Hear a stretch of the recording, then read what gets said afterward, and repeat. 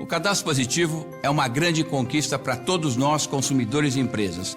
Um verdadeiro marco na história do crédito no Brasil. E nós, aqui na Serasa Experian, estamos preparados para ajudar a sua empresa a aproveitar hoje mesmo os benefícios do cadastro positivo, para fazer mais e melhores negócios, assim como já fazemos na Índia, Austrália, Estados Unidos, Inglaterra e tantos outros países. Conte com a gente. Serasa Experian, a gente trabalha para você crescer.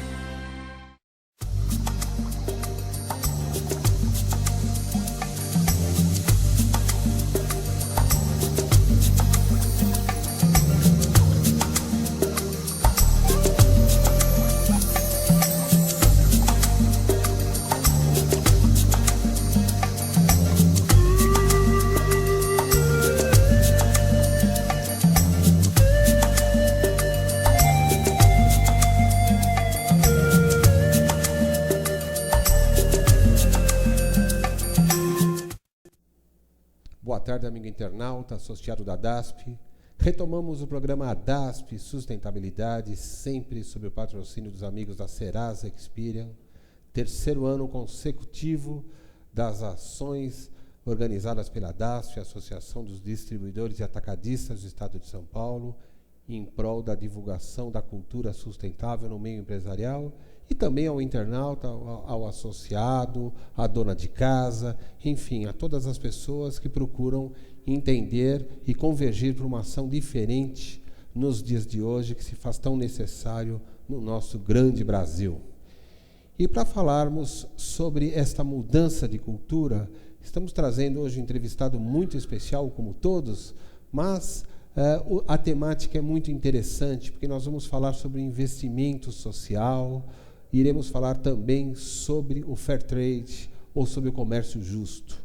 E para falarmos desses temas tão palpitantes nos dias de hoje, especialmente nesse Brasil que clama nas ruas por mudanças, temos aqui o João Paulo Vergueiro, diretor do IDES, o Instituto para o Desenvolvimento do Investimento Social, e o João vai falar um pouquinho para a gente desta importante missão dessa organização. Boa tarde, João, muito obrigado por ter vindo. Tá? Ok. Bom, antes de nós iniciarmos a entrevista com o João Paulo, eu gostaria que nós colocássemos um pequeno quadro no ar, que é o Informação com Sustentabilidade. Por favor. Bem, amigo internauta, a partir desse programa nós traremos pequenas informações importantes.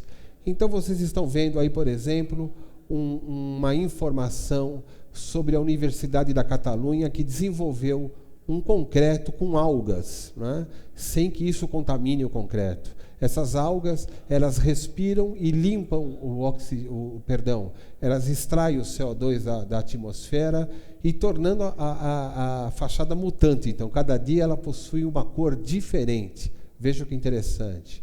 E o segundo slide, por gentileza, é sobre essa cerveja austríaca que, vejam só, ela fornece um rótulo que é uma passagem de transporte coletivo para aquele consumidor que tenha ficado um pouco emocionado demais na dose e ele pode voltar de ônibus para casa. Nada como começar uma entrevista falando de comércio justo com uma cena dessa, né, João Paulo? Né?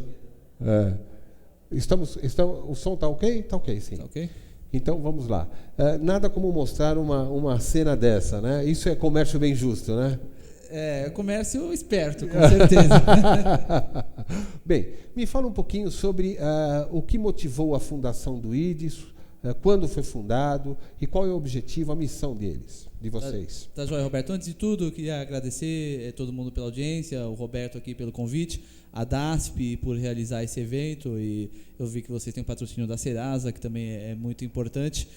Sobre o IDES, eu acho... O IDES é uma associação civil sem fins lucrativos, é uma ONG. Né? Em específico, o IDES também é qualificada como MOCIP. É um MOCIP? É MOCIP, né? Que é uma, não sei se todo mundo sabe. Seria bom você, uma organização social... O CIP é uma qualificação, é uma lei que foi criada ainda no governo do então presidente Fernando Henrique Cardoso, que algumas ONGs, associações, fundações, podiam tirar um título que se chama Organização da Sociedade Civil de Interesse Público, OCIP. E com esse título ela pode receber doações via incentivo fiscal, ela pode fazer termos de parceria com os governos. Então tem uma série de vantagens você ser OCIP, que é um pouco diferente de você ter um título de utilidade pública ou de assistência social. É uma ONG que tem um outro fim, que é o fim do IDES, né? O IDES, Instituto para o Desenvolvimento do Investimento Social, foi criado em 99, né? Idealizado pelo Marcos Kissel, foi diretor no Brasil da Kellogg, é um médico, e o IDES, desde 99, atua para promover no Brasil a ideia, a concepção do investimento social privado. O que é o investimento social privado? É a filantropia estratégica, é você fazer a doação com um objetivo, buscando alguma melhoria específica e planejada. É diferente de fazer a doação para uma pessoa na rua, porque às vezes a gente faz porque sente pena, porque a gente vê que a pessoa está em necessidade. Tem que fazer também. Tem que fazer. A pessoa vem bater na sua porta pedindo um prato de comida, você tem, você não nega. Isso é filantropia e é super natural e super normal. Mas dá para a gente ir além, dá para a gente fazer isso de forma estratégica, estruturada. E o IDES promove isso, que é o que no Brasil se convencionou chamar investimento social privado. Tá. Isso implica que você acaba entrando no desenvolvimento da estratégia da empresa que está prestando o serviço, certo? E que necessariamente não precisa ser uma organização também do terceiro setor. Não, ela pode ser da iniciativa privada, certo? Claro, justamente pelo contrário. O IDES e as outras organizações que trabalham com esse tema vieram não para falar com as outras organizações do terceiro setor, vieram para falar com as empresas, para mostrar para as empresas, e muitas delas, no Brasil, inclusive, muitas delas já fazem investimento social, já fazem filantropia, não todas o fazem de forma estratégica, não o fazem de forma planejada. O IDES veio falar para essas organizações e veio falar não só para elas, mas também para as pessoas físicas. Hoje no Brasil, por exemplo, a gente tem cada vez mais milionários, né, famílias com posses, com recursos, que querem fazer trabalho social, muitas vezes não sabem como fazer. Não sabem como começar essa ação. Né? Não sabem como começar, não sabem como planejar, não sabem como comunicar, não sabem como medir resultado. O IDES apoia, né, essa série de empresas, essa série de famílias a fazer isso de forma organizada. Qual é o resultado? O resultado é trazer um impacto maior para a sociedade. Sim. Ou seja, o objetivo é uma transformação social, de fato, no comportamento empresarial, né? Sem dúvida, no comportamento daqueles que querem fazer um investimento social, que muitas vezes não sabem como, e a gente pode ajudar. Então, é transformar essa cultura e promover uma cultura de doação planejada. Qual que é o papel do voluntariado dentro das organizações, da iniciativa privada, na visão do IDES, para promulgar essa mudança cultural dentro da empresa? Bem, a empresa, ela naturalmente, na forma como ela se relaciona com seus funcionários, ela per si tem um papel muito importante de incutir nos seus colaboradores esses princípios, esse ideal do quão importante é a gente contribuir para a sociedade. Então, falando em voluntariado, hoje em dia bastante conhecido, vários modelos de programas de voluntariado que são conduzidos pela empresa, ou pela área de sustentabilidade, ou mais comum pela área de recursos humanos. O funcionário que é voluntário, que já o faz lá fora, às vezes na sua paróquia, às vezes na sua associação de bairro, na sua comunidade, aquele que já é voluntário lá fora vai vendo que a empresa tem esse perfil também, promove, estimula isso, ele vai naturalmente ter uma melhor qualidade de vida no ambiente de trabalho. Vai desempenhar melhor o trabalho dele. Vai desempenhar melhor o trabalho dele, vai ver que a empresa compartilha dos seus valores. Sim. Né? E é muito importante a gente estar numa empresa e a empresa compartilhar dos valores com os seus funcionários. Além disso, trazer um resultado bom para a sociedade. Isso é uma forma. A própria empresa ela pode ter relação com voluntários, o IDES, inclusive, está estudando isso. Ela pode levar os seus voluntários também a ser doadores para organizações da sociedade civil. Às vezes a pessoa tem crianças pequenas, que é o meu caso, que não tenho tanto tempo, tem crianças pequenas, já faz trabalho na comunidade, a pessoa, o funcionário, o colaborador, não está disposto a fazer mais um trabalho voluntário no final de semana. Ele pode doar, né, até parte do salário dele, ele pode contribuir financeiramente para uma série de organizações de trabalhos sociais. Isso no Brasil, dado a nossa própria estrutura política, inclusive, né, da deficiência do atendimento social para a sociedade como um todo, isso acaba soando um pouco mal às vezes, né? Como que o IDES trabalha com isso? Porque no exterior, onde as grandes nações possuem uma sociedade mais bem estruturada, não há necessidade desse comprometimento social, mas sim comprometimento com o meio ambiente, com outras questões, mas não com a sociedade, com o bem-estar da sociedade no sentido da subsistência. Como que vocês lidam com isso para não ser confundido com uma empresa do governo, digamos assim?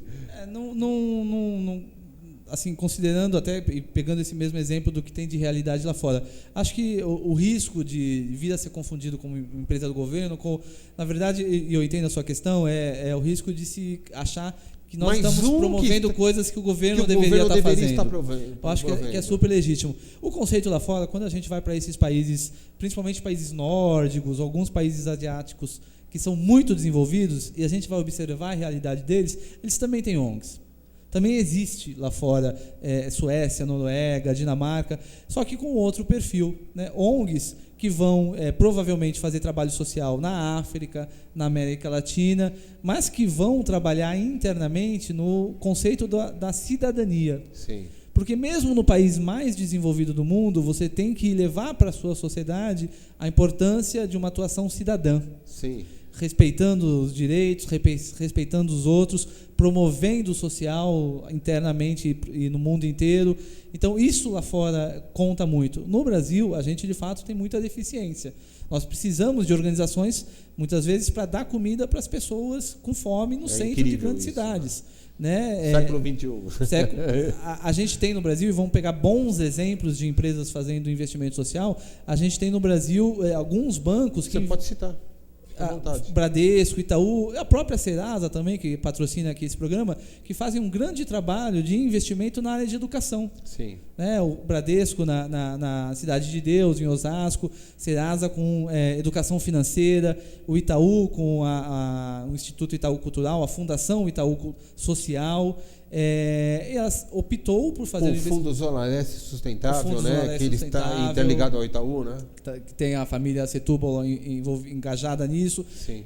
Investindo muito fortemente em educação. Por quê? Porque identificaram que é um problema no Brasil e as empresas podem, de forma estratégica, ter um papel importante nisso. A gente tem um caso muito conhecido, que é uma ONG, o Instituto Ayrton Senna, né, liderada pela Viviane, que é a irmã do Ayrton Senna. Né?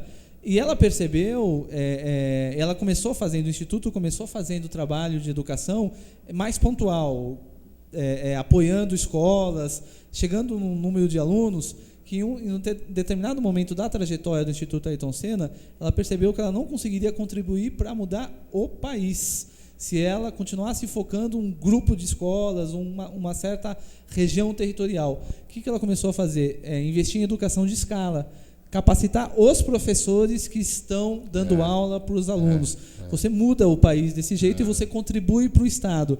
Você não substitui. A verdade é essa. E nem é esse o papel. Objetivo. Nem é esse o objetivo. E aí, dando um outro exemplo da família Gerdau, que tem um investimento muito forte em temas de qualidade. E de qualidade na área pública. Por quê? Porque quando você promove qualidade na administração pública, você traz melhores resultados para a sociedade. É verdade. Então tem muita coisa para se fazer aí, sem se achar que a gente pode vir a se confundir com responsabilidade de governo, responsabilidade de política pública. Eu conheço bem a Gerdau, por sinal quero mandar um grande abraço ao meu amigo Marcos Koska, da Gerdau, que algumas vezes somos consultados para que indiquemos alguma organização sem fins lucrativos para que eles invistam. Eles precisam, veja só, né, quer dizer, eles precisam de uma pré-avaliação porque eles querem colocar o dinheiro num lugar que vai gerar ou emprego, ou oportunidade que seja devidamente aproveitado, né? E a gente se sente muito honrado de receber às vezes um convite do Marcos ou um telefonema para dizer, olha, o que você acha disso ou daquilo, né? Então, é importante a gente até citar o nome dessas organizações que mostra como elas cuidam adequadamente do capital que está reservado para o investimento social, né? Eles fazem isso mesmo da mesma forma que eles cuidam do capital ligado ao negócio com a mesma responsabilidade, né? Eu queria falar um pouquinho sobre comércio justo. Me interessou muito uma entrevista que eu vi de vocês e como vocês estavam envolvidos com algumas associações e empresas que praticam esse tipo de comércio. Fala um pouquinho para o nosso público o que vem a ser o comércio justo aqui no Brasil, as iniciativas e no exterior. Ok. Comércio justo, Roberto, é um conceito que já não é um conceito novo, tão novo, nem no Brasil, já é um conceito já de várias décadas, que tenta levar para o comércio, levar para as relações comerciais, um equilíbrio nas trocas comerciais, um equilíbrio na cadeia de valor da produção comercial. Ganha-ganha. É um ganha-ganha de todas as partes. E a gente está acostumado a ouvir falar de exploração de mão de obra, falar de vários problemas ligados à questão do comércio que afetam comunidades, que afetam as pessoas, e o conceito do comércio justo tenta resolver isso, tenta trazer uma relação que seja igualitária para todas as partes envolvidas, desde o pequeno produtor até o consumidor final, onde todo mundo ganhe realmente aquilo que merece pela sua parte na cadeia de valor. Então, o comércio justo, ele usa um conceito muito ligado à economia, muito ligado ao tema da sustentabilidade, que em inglês é o triple bottom line, né, que é você levar em conta os fatores sociais, ambientais e econômicos da relação. Então, o comércio justo, ele equilibra, né, desde o produtor, ele tenta equilibrar os três conceitos em toda a cadeia de valor, respeitando cada parte e remunerando cada parte por aquilo que ela efetivamente merece. Resultado final do comércio justo é que, naturalmente, em muitas cadeias de produção, o produto final fica mais caro para o consumidor, né? Porque é um produto que está remunerando de forma justa, de forma adequada, toda a base, né? Quem transporta, quem produz, quem manufatura, quem vende. Então, está sendo remunerado de forma justa, de forma adequada para o seu papel naquela cadeia de valor. E para isso, então, em muitos momentos, a cadeia de valor de comércio justo e solidário, ela termina em um público consumidor que tem mais condições de adquirir aquele produto.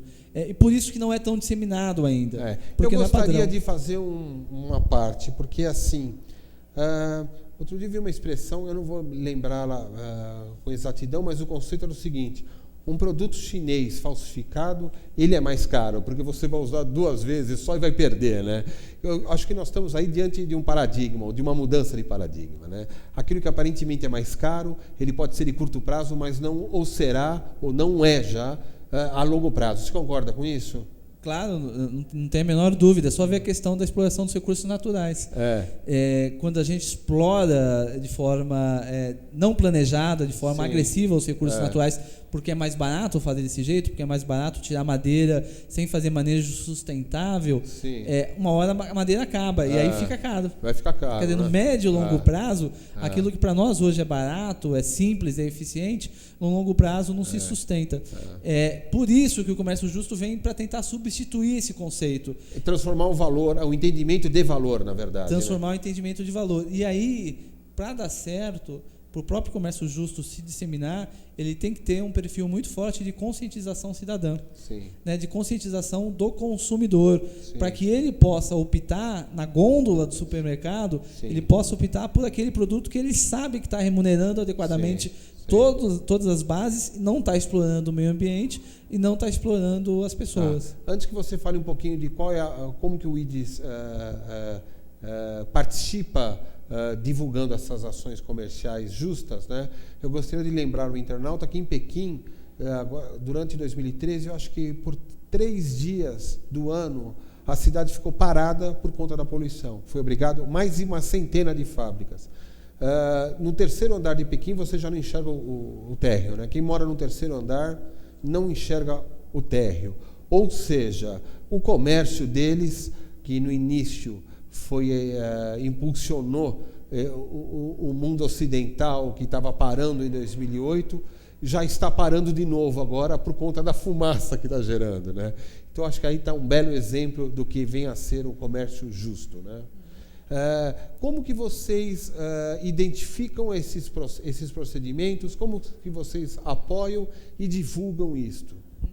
Então, Roberto, o IDES, a gente, aí, reforçando um pouco o que eu falei no início da minha fala, no que eu abri, o IDES tem como perfil, de fato, promover o investimento social privado, promover a filantropia feita de forma estratégica.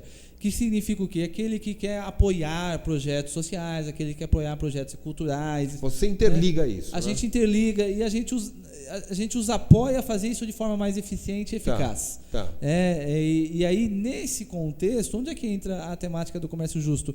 As empresas, os doadores, quem quer contribuir para transformar as relações comerciais no país, quem quer contribuir para empoderar as comunidades mais humildes, mais pobres, quem quer contribuir para garantir a sustentabilidade das sociedades e das comunidades, pode apoiar, pode desenvolver projetos de comércio justo e solidário.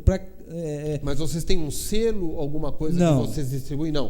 Vocês não fazem. Vocês não têm essa postura. O IDES não. Existem metodologias mundiais. Tá. Existem organizações mundiais, como a Fair Trade International. Sim. É uma grande organização internacional que mais promove o comércio justo. O IDES em si não. A nossa atuação é mais no sentido de promover o conceito e de apoiar os investidores sociais que querem atuar organizando o comércio justo, ou que tem uma empresa de produção, uma indústria que quer entrar na área do comércio justo para agregar valor Sim. ao seu produto e remunerar de forma mais correta. Isso implica que um nicho de negócio que possa vir a interessar as empresas que porventura queiram participar do comércio justo, elas precisam estar no início da sua vida, né? Porque quem já possui uma estratégia consolidada ao longo dos anos, fica um tanto quanto, digamos, confuso esse processo. Isso implica, estou partindo de um pressuposto que você pode me desmentir, isso implica que vocês prestam mais serviço para algumas empresas iniciantes? Ou seja, quem que os procura mais? Qual é o perfil de organização que deveria procurar o IDES para que você dê esse apoio com relação ao comércio justo? Não tem uma preferência, definição. Não. Na verdade, o IDES ele é muito procurado por organizações que já fazem investimento social privado. Hoje, por exemplo, a gente tem um histórico de mais de 150 organizações e famílias que nós contribuímos nesses 13 anos. Tá. Vocês têm 13 anos já de fundação? 13 anos de atividade. Só em 2012, todas essas empresas com as quais a gente já pôde contribuir movimentaram mais de 800 milhões de reais no ano em investimento social. Então, tem inúmeros casos de sucesso, Avon, Lojas Renner, o próprio Instituto Ayrton Senna foi criado com o apoio do IDES. A gente tem trabalhado com uma série de parceiros, com uma série de empresas e uma série de famílias também que investem. E aí, tanto aquela que já tem um investimento social privado, às vezes a empresa, nos últimos 15, 20 anos, fez algum trabalho social apoiando uma fundação, apoiando um instituto, ou ela tinha o próprio instituto dela e ela quer repensar isso. Esse é um modelo muito comum hoje em dia. A organização, a gente teve na década de 90 um boom das empresas fazendo investimento social, né? Foi quando o mercado se desenvolveu, porque a economia estabilizou, então começou a sobrar dinheiro nas empresas para isso, elas passaram a perceber que era importante. Naquele momento, o investimento das empresas não era necessariamente estratégico ou não era necessariamente ligado ao negócio da empresa. Era paralelo. Era paralelo. Então, a empresa podia ser uma indústria de calçados e investir em educação. Quando eu falo paralelo, eu quero explicar que, conceitualmente, tecnicamente, ou seja, não estava no conceito do negócio colocar uma atitude responsável, sustentável, né? E não é paralelo no sentido negativo, né? Claro, exato. Mas é isso mesmo. Então, uma indústria de calçados, para dar um exemplo, e não é nem um exemplo real, mas é um hipotético, tinha um investimento em educação ou apoiava um hospital. Hoje, elas estão percebendo que o investimento social delas precisa estar alinhado ao negócio da organização, ao negócio da empresa. Vamos dar o próprio exemplo da Serasa aqui, que tem um forte investimento social em educação financeira. Apoia organizações que ensinam aos cidadãos, que dão apoio aos cidadãos a como investir melhor seu dinheiro, a como controlar o orçamento familiar, que tem tudo a ver com o negócio da Serasa. Eu entrevistei um mês atrás o Jairo Martins, o presidente da Fundação Nacional da Qualidade. E o Jairo falou uma coisa interessante, também associado à Serasa, né? E, no fundo, a Serasa estava protegendo a ela mesma, porque ela será consultada sobre a responsabilidade financeira de quem vai vender algum serviço, sobre um comprador, sobre a assiduidade do pagamento e tal, e ela treinou aquele próprio cara para que ele seja responsável com isso. Então, ela acaba involuntariamente beneficiando a si própria, né? E eu acho isso fantástico, porque a gente chega a uma conclusão, aproveitando a visita do Papa, né? Quer dizer, você faz a caridade, digamos assim, e recebe você mesmo este retorno. Isso no Brasil, enxergar isto, está ligado à família, como você disse. A Viviane Sena, o Itaú, a família Setúbal. Esse perfil é igual no exterior? Você enxerga assim? O que motiva as famílias, se é que você tem uma opinião a respeito disso? Tá. O que acontece? E a sua pergunta é ótima para a gente poder explicar isso. Ainda no Brasil, e eu estava explicando justamente essa mudança de concepção do investimento social das empresas. As empresas, então, agora estão começando a investir em projetos que são ligados à sua estratégia de negócios. Sim. Né? E aí depois a gente tem vários outros exemplos para citar. O que também está acontecendo no Brasil, um segundo movimento, é um grande número das empresas que eram de propriedade de famílias ou de pessoas, de indivíduos, que é dono de 50%, 60%, 100% da empresa, estão sendo vendidas. Quando elas são vendidas, esses ex-proprietários ficam com muito dinheiro na mão.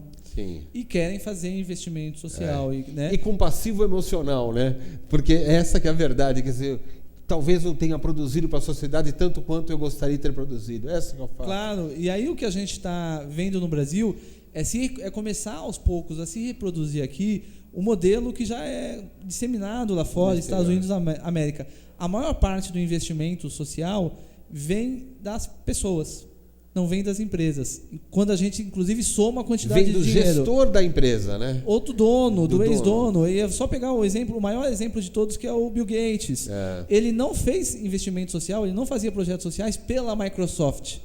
Ele pegava o dinheiro que ele ganhou da Microsoft e colocou numa fundação que ele abriu com a empresa dele. Sim. É o que faz o Warren Buffett, é que faz uma série de os Jorge Soros, uma série de outros grandes milionários mundiais, Carlos Slim, da Claro, da NET, uma série de outros grandes proprietários milionários mundiais que, ao invés de fazer o trabalho social, de apoiar socialmente pela empresa, o fazem por uma fundação familiar, uma fundação individual. E no Brasil, como muitas dessas empresas estão sendo vendidas, esse dinheiro está indo para abrir também a fundação, o instituto, pela família. E eu tive essa experiência recentemente em Pernambuco. O IDES vai fazer um evento no mês que vem em Pernambuco, trazendo os investidores sociais de Pernambuco. Então, donos de empresa, familiares que investem em projetos sociais. Eu estava conversando com a nossa parceira lá, que é o Instituto Ação Empresarial pela Cidadania de Pernambuco, e a nossa colega que está nessa parceria estava me dizendo: João, olha, hoje aqui no estado a gente já não tem mais empresariais apenas fazendo trabalho social, porque muitas das empresas regionais foram vendidas ou para empresas nacionais ou para empresas internacionais. Então, quem está fazendo investimento social em Pernambuco são as famílias, os ex-donos. Né? E o IDES entra para ajudar nessa estratégia, para ajudar nesse pensamento. Então tem muito espaço aí, né? Tem muita área de atuação para quem quer transformar o país ou para quem quer transformar uma determinada realidade do país, aproveitando que tem condições financeiras para fazer isso. E conhecimento. E conhecimento, e habilidade, boa vontade. Tá perfeito. E o que é, né, para fechar, boa fé, porque ele quer fazer para mudar de verdade, não para aparecer, né? Quer fazer porque acredita naquilo. Perdão. Bom, já falei algumas vezes isso aqui, né? Eu sou um fã dos Beatles muito grande, né? E eu me lembro que uma das entrevistas do John Lennon, ele foi perguntado se ele não estava fazendo determinada coisa para aparecer, né? Ele falou: não, qualquer porcaria que eu gravar vende, né? E é isso daí. Quer dizer, quem que precisa aparecer, esses nomes tão famosos assim, né? Então, Picasso falava isso também. Também, não sei se você sabe. Picasso falava qualquer coisa que ele rabiscasse, lógico, ele ia vender. Eu não quis falar a expressão no ar que o John Lennon falou. Ele não falou bem exatamente qualquer porcaria, para quem conhece o Lennon, mas é isso aí, o grande John Winston Lennon. Falando nisso, em outubro, nós faremos alguns programas trazendo algumas informações do exterior sobre as organizações não governamentais no exterior, que a gente vai fazer uma visita à Inglaterra, onde mora minha filha, e vamos trazer algumas informaçõezinhas para o internauta, especificamente desta ação de organizações como o IDES. Nós voltamos daqui a pouquinho com o programa DASP de sustentabilidade, que eu preciso tomar uma água, dar uma tossidinha, que a voz está falhando. Até já, pessoal.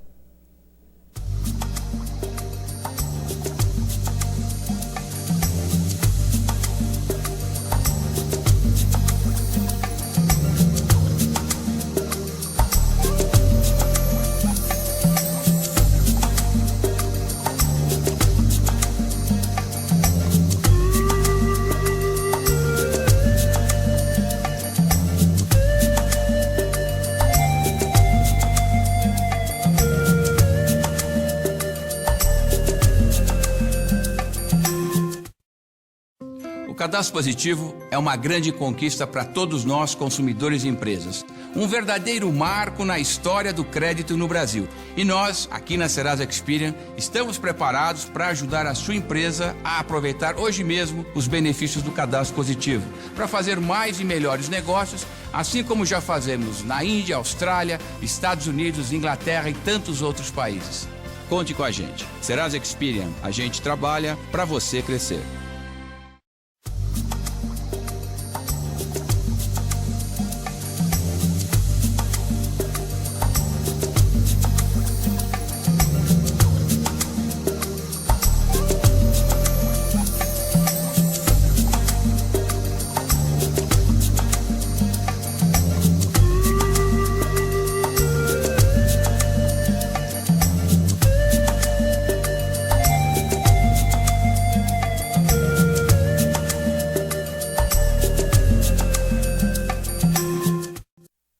Retornamos com o programa DASP de sustentabilidade, sempre sob o patrocínio da Serasa Experian.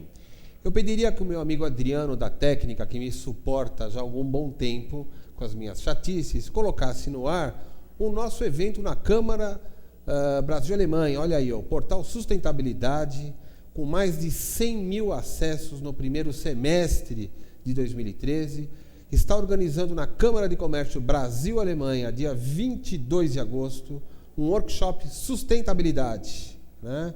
O DNA da moderna organização. Segundo slide, por gentileza, Adriano. Aí está. Nós teremos a honra de, na abertura do seminário, contar com a participação do amigo Jairo Martins, o CEO da Fundação Nacional da Qualidade, que vai falar sobre a gestão da qualidade no meio ambiente. Minha amiga Cláudia Leme vai falar sobre política nacional de resíduos, ela que conhece profundamente esta temática.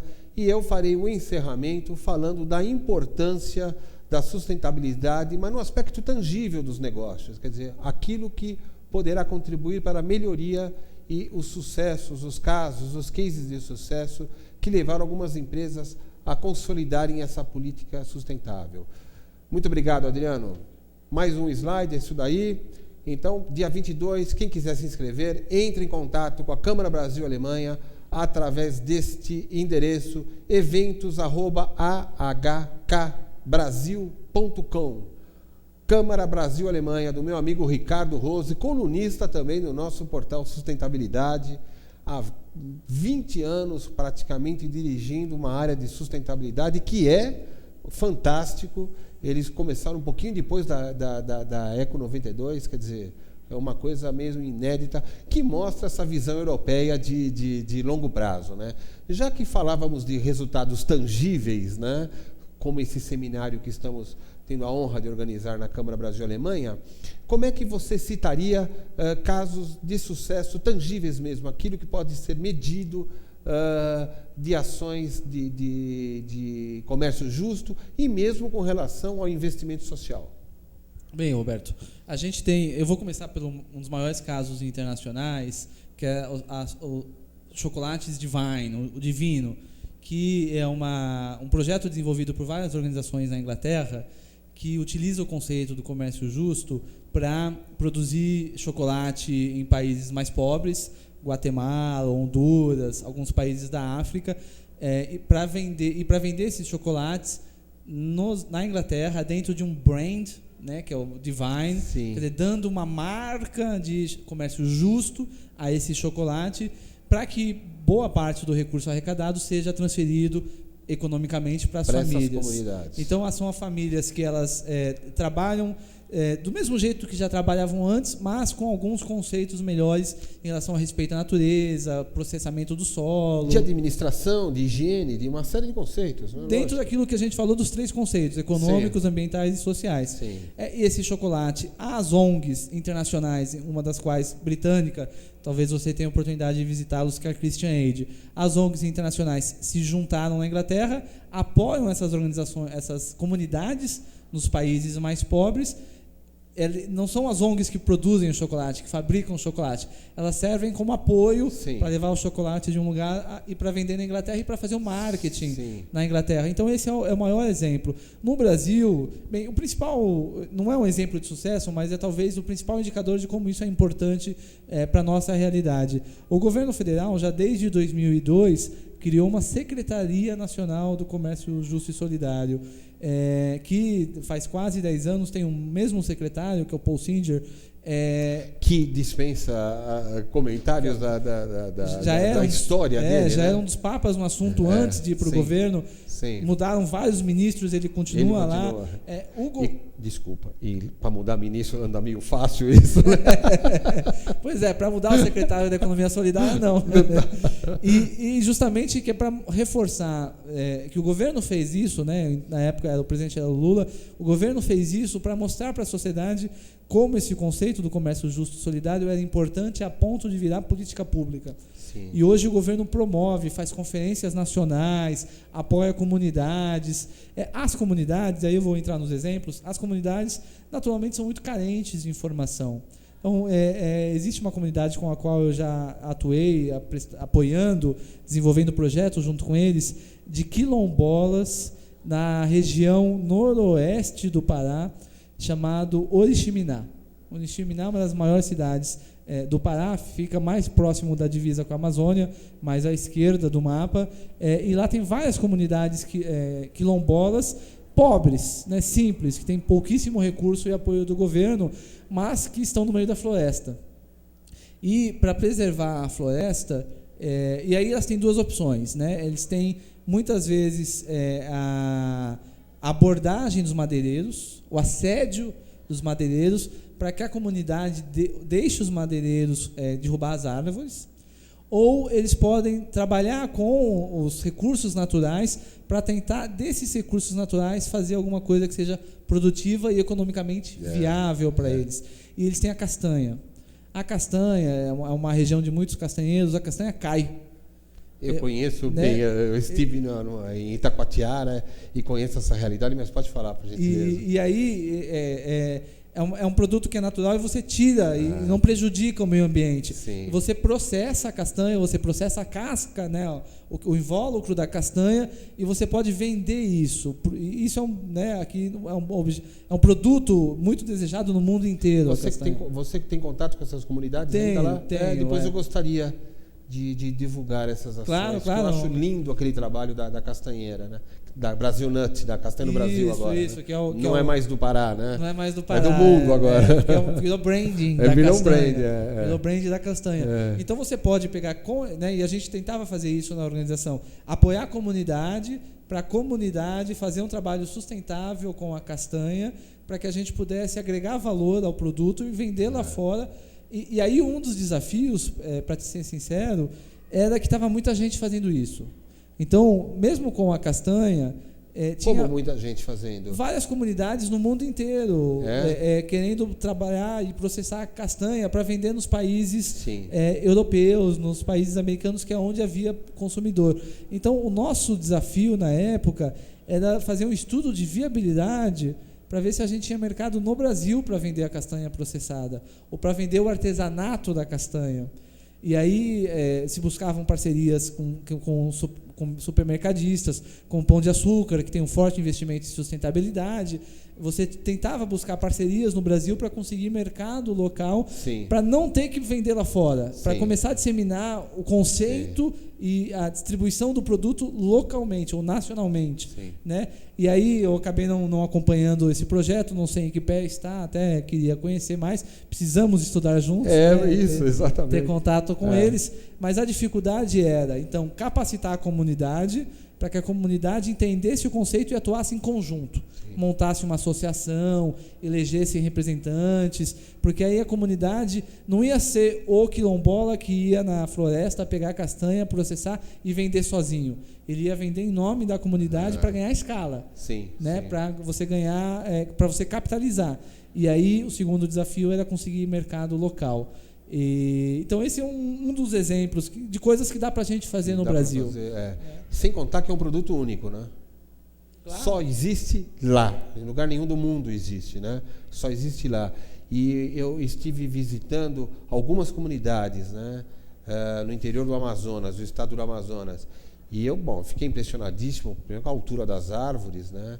E com a pobreza, e algumas pessoas sujas de carvão, porque elas queimam a floresta para vender o carvão, que é mais barato, ou seja, precisa dessa organização para que a floresta tenha mais valor em pé do que deitada, como diz uma grande amiga minha, né? Claro. E isso é uma função social que nós, como empreendedores, empresários, temos que levar para a comunidade, né? Claro. Precisamos desta força junta, né? E para quem quer investir nisso, Roberto, às vezes é muito difícil, porque você imagina um empresário extremamente engajado, de boa fé, querendo apoiar esse tipo de iniciativa, e ele chega na comunidade e a comunidade o vê como um forasteiro, porque é verdade. É alguém que está querendo chegar e falando como é que deve ser feito para benefício da comunidade, mas a comunidade há décadas faz desse jeito.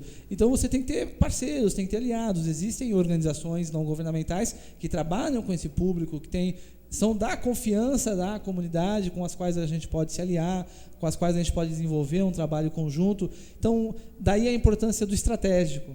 Sim. Daí a importância do investimento social ser pensado, inclusive no que diz respeito ao comércio justo. E daí um pouco, inclusive, do nosso papel no IDES, de apoiar o empresário, de apoiar o investidor a conseguir dar a estratégia, né? A conseguir pensar esse investimento. É interessante também que isso mostra uma visão que não é assistencialista no sentido de dar o peixe, né? É entregar a vara de pesca e ensinar a pescar, né?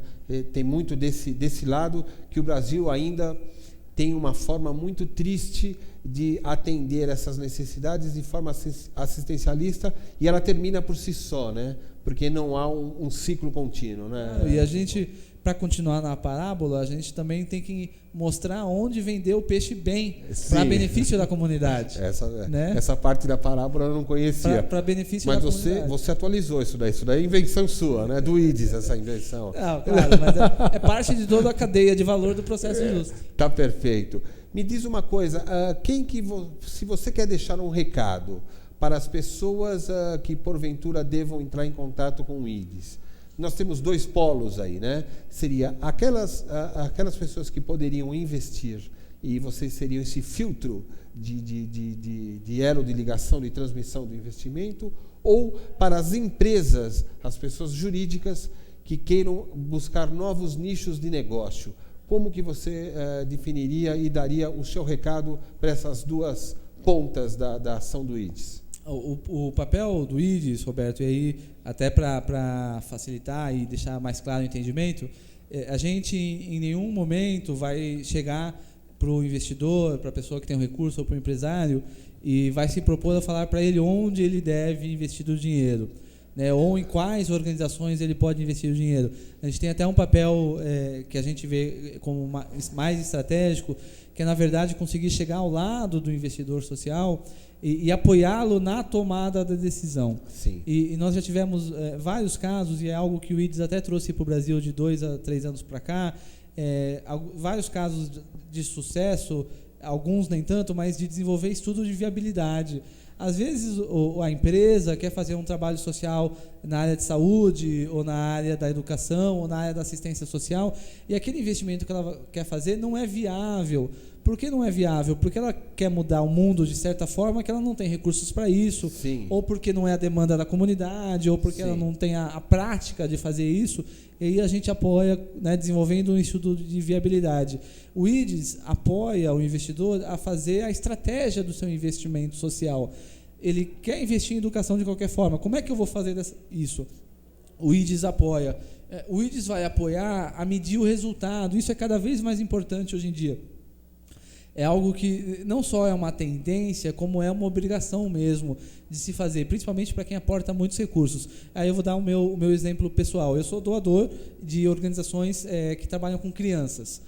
E por que eu faço isso? Porque eu tenho 2 meninas pequenas, de 1 a 3, uma de 1 ano, outra de 3 anos. Então o tema da infância está muito forte para mim, Sim. bate muito. Eu estou, neste momento da minha vida, Tocado com esse assunto. Extremamente sensibilizado. Sim. Então eu decidi que o dinheiro é pouco. O dinheiro que eu tenho para doar, eu tenho colocado em 3, 4 organizações que trabalham com crianças. Mas eu não escolhi essas 3, 4 aleatoriamente. Né? Eu estudei quais delas eu investi, eu estudei quais resultados que elas davam, eu estudei quantas crianças que elas atendiam. Bom, eu preciso agora uma pergunta de curioso, né? Quais são as organizações? Não, algumas são conhecidas, acho que aliás todas são conhecidas. GRAAC, Hospital do Câncer em São Paulo, são muito legais. A Fundação Gol de Letra, que é um projeto criado pelo Raí, trabalha com esportes, com criança. E o Leonardo. O Leonardo se afastou porque agora está trabalhando na Europa. Mas o Raí, o Leonardo e eu sou São Paulino, então não sei se pode falar de futebol muito aqui, mas... Ultimamente é melhor não. Né? É verdade. Apoio uma organização que eu acho o trabalho deles fabuloso, que é a SOS Aldeias Infantis, que é uma organização internacional que trabalha com a questão da mãe social, quer dizer, a voluntária, a mulher que é voluntária se disponibiliza para ficar com a criança, para ajudar as famílias carentes. Eles fazem um trabalho muito forte na periferia, são muito grandes no Brasil também. Eu tenho uma outra organização que eu apoio, que eu adoro, que é a Pastoral da Criança, que assim, não precisa nem falar do histórico do trabalho deles em reduzir a mortalidade infantil no país, e também a ACD, em São Paulo. Hoje em dia eles estão no país inteiro, que também trabalha com a questão que também dispensa apresentação. Também dispensa apresentações. Né? E eu, se eu pudesse, são pequenas doações, 20 e 30 reais, se eu pudesse eu doava mais. Sim. Mas é o tema que mais me toca. Não é meio ambiente, não é cultura, poderia ser, mas a gente não tem como ajudar tudo. O IDES faz esse trabalho para quem tem muito dinheiro e também quer decidir. Sim. Eu diria, me permite, meio ambiente, porque nós estamos colocando no homem, né? E não existe maior investimento do que investir no ser humano, né? Claro. Que é aí que a roda vai pegar. E o mundo, felizmente, apesar de algumas, às vezes, visões pessimistas, a gente segue adiante, né? Porque a tecnologia sempre vai consertando algumas bobagens que temos construindo ao longo da nossa existência. Claro, né? Claro. Eu pediria que colocasse, mais uma vez no ar, o endereço do IDES. Né? Aí está. Quem quiser falar com o João Paulo, quem quiser estudar uma alternativa à viabilidade econômica de um investimento social, entre em contato com o IDES, obtenha as informações. E você, amigo internauta, associado da DASP, não se esqueça que a utilização desses conceitos, além de fazer bem para o coração de quem está promulgando a ação, né, acaba trazendo uma construção nova para a empresa, porque é um olhar diferenciado, é um olhar diferente no sentido de enxergar a função exata que uma empresa tem na sociedade. Né? É óbvio que uma empresa tem que ganhar dinheiro. Por sinal, a expressão, você falou do triple bottom line, né? Mas a expressão dele, do autor do livro, é fantástica. É lógico que as empresas precisam continuar ganhando dinheiro, só que com foco na responsabilidade social, né? Isso fará bem para o seu negócio, né? Isso é importante a gente deixar no ar, né? Você gostaria de deixar uma mensagem no encerramento do nosso programa, João Paulo? Claro, com certeza, Roberto. Acho que tem muita... Dava para a gente ficar mais 1 hora, tem bastante coisa ainda para falar. Eu acho que o que você falou resume perfeitamente também a nossa crença, o nosso ideal. Hoje, cada vez mais as empresas e os indivíduos, mas cada vez mais percebem da importância de fazer um investimento social privado. E aí a gente tem algo que até eu aprendi de forma mais clara recentemente. A gente tem o conceito da sustentabilidade, que é um valor, as pessoas acreditam nisso, né? Lógico. Do quão importante é. A gente tem a prática da responsabilidade social corporativa, que envolve o relacionamento da empresa com seus funcionários, com seus fornecedores, com a sua comunidade. E dentro da responsabilidade social corporativa, que aliás até é a disciplina que eu leciono na FECAP em São Paulo. Por sinal, você tem um evento para depois... Sua assessoria de imprensa pediu para que eu lembrasse. O curso. Estou quebrando o seu galho aqui no ar, hein? Cristiane, né, o nome dela? Isso, então tá ok. E dentro da responsabilidade social corporativa, que é um tema muito forte hoje em dia nas empresas, você tem o investimento social. Sim. Que é aquela doação, que é aquele dinheiro para apoiar outras organizações. Sim, né? sim. E hoje, o censo GIF do ano passado mostrou que cerca de 30% do que as empresas investem em responsabilidade social corporativa vai para outras organizações. Né? Então a gente tem isso cada vez mais forte e cada vez mais estratégico, ligado de fato à atuação da organização. Não tem sentido, eu vou dar um outro exemplo, a TOTUS, que é a maior empresa de tecnologia nacional. A TOTUS investe num instituto, ela criou, chama IOS, Instituto para Oportunidades Sociais, e a TOTUS capacita jovens em aprendizado de softwares de tecnologia. Você tem contato com a TOTUS? Tenho. São muito legais. Porque depois eu quero até aproveitar, já colocar no ar esse daí. Eu gostaria, a gente também, muito modestamente, apoia algumas pequenas ações ligadas à pessoa com deficiência física. E eu queria encaminhar algumas pessoas com conhecimento de tecnologia, porque nesse meu contato eu percebi uma coisa: alguns deficientes físicos, especialmente os auditivos, possuem uma facilidade de tecnologia muito grande porque eles não têm a influência externa. O poder de concentração é muito grande.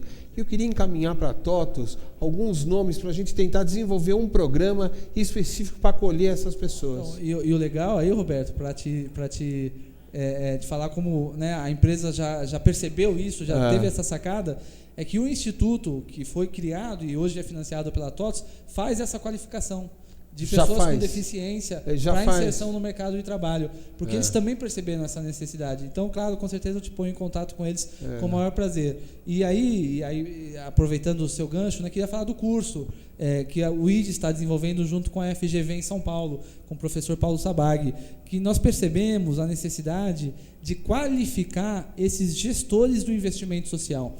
Então, as pessoas que estão nas empresas apoiando projetos sociais, desenvolvendo estratégias... Para que ele tenha um olhar técnico correto para esse tipo de ação. Né? Para que ele entenda da importância de ser estratégico no investimento social, para que ele entenda de vários conceitos que estão aí em volta, que a gente nem teve tempo de falar, como investimento de impacto, negócios sociais. E quando começa o curso? O curso começa agora, ao final do mês de agosto. Inscrições estão abertas até dia 11 de agosto. No site da GV? No site da GV ou no site do IDES também dá para achar. Inclusive, eu queria destacar para o internauta o seguinte, né? Muita gente está procurando emprego, e natural que procure melhorar o seu próprio currículo, elas não se apercebem que agregar esse tipo de formação é fator decisivo para ser o escolhido, né? Então, você, amigo internauta que está em casa, né? Obviamente, algumas pessoas estão desempregadas, elas ficam pensando, eu não posso gastar agora porque eu estou desempregado. Isso chama investimento, né? E é fundamental utilizar ou atualizar, melhor dizendo, o seu currículo através de cursos como esse que o João Paulo está dizendo. Fale mais um pouquinho. Quer dizer, vocês vão trabalhar no desenvolvimento do conhecimento do profissional para encaminhar o recurso. Isso. Na verdade, o que a gente vai fazer? O desenvolvimento de competências gerenciais para aqueles indivíduos que já atuam ou que pretendem atuar na gestão do investimento social, seja dentro das empresas ou em fundações familiares ou em grandes ONGs do país. Tá legal. Você tem que entender todo o conceito do que é investimento social privado, do que é filantropia, qual é o modelo no Brasil, qual é o modelo lá fora, o que E é qual é a estratégia. duração do curso?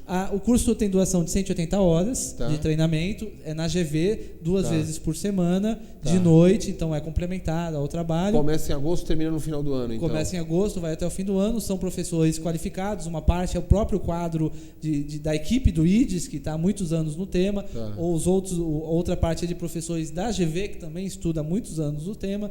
Então, a ideia é preparar os profissionais que fazem ou querem fazer a gestão do investimento social, desses recursos que estão ajudando a transformar a sociedade. Tá perfeito. Eu gostaria depois, você pede para a Cristiane me enviar uma informação com maiores detalhes. Ela até enviou mais um bannerzinho já para vou colocar no ar durante alguns dias na programação de agosto, para que vocês possam recepcionar mais pessoas. Essa faz parte de uma das missões do programa ADASP Sustentabilidade, que é divulgar ações responsáveis social e economicamente nesse nosso mundo moderno, nesse Brasil que busca uma melhoria, né? E somos a favor, a todo tipo de manifestação, né? Mas assim eu também gosto de me manifestar trabalhando, porque eu não quero e aqui não é uma crítica a quem se manifesta nas ruas. Todo mundo tem a sua forma de contribuir, né?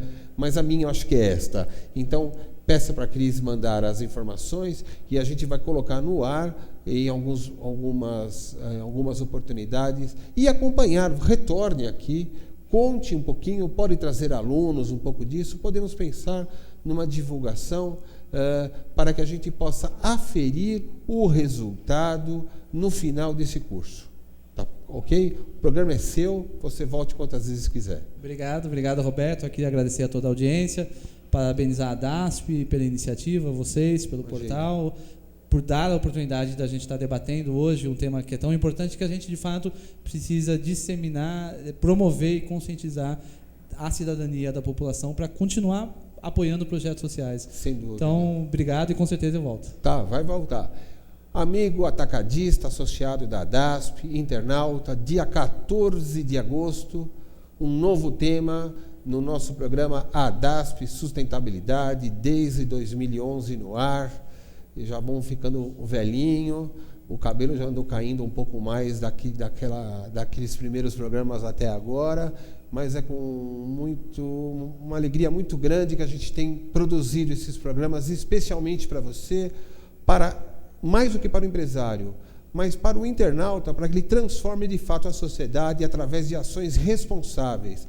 Escolha na gôndola o seu produto, olhe direitinho o que está sendo feito, né? A procedência daquilo, aquela lampadinha japonesa, chinesa, que vocês compram no final do ano, na 25 de março, na rua, toma cuidado, custa 5 conto aquilo, a gente não sabe como que veio.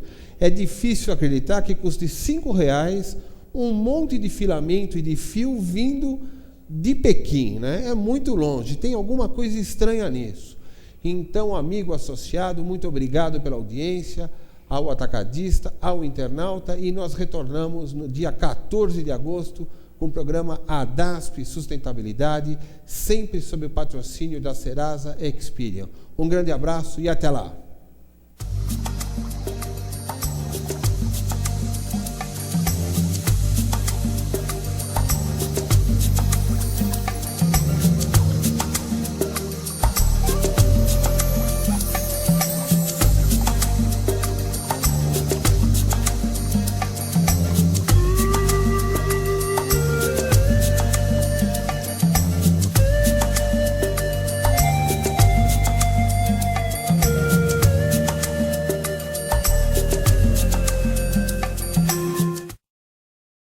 O Cadastro Positivo é uma grande conquista para todos nós, consumidores e empresas. Um verdadeiro marco na história do crédito no Brasil. E nós, aqui na Serasa Experian, estamos preparados para ajudar a sua empresa a aproveitar hoje mesmo os benefícios do Cadastro Positivo, para fazer mais e melhores negócios, assim como já fazemos na Índia, Austrália, Estados Unidos, Inglaterra e tantos outros países. Conte com a gente. Serasa Experian, a gente trabalha para você crescer.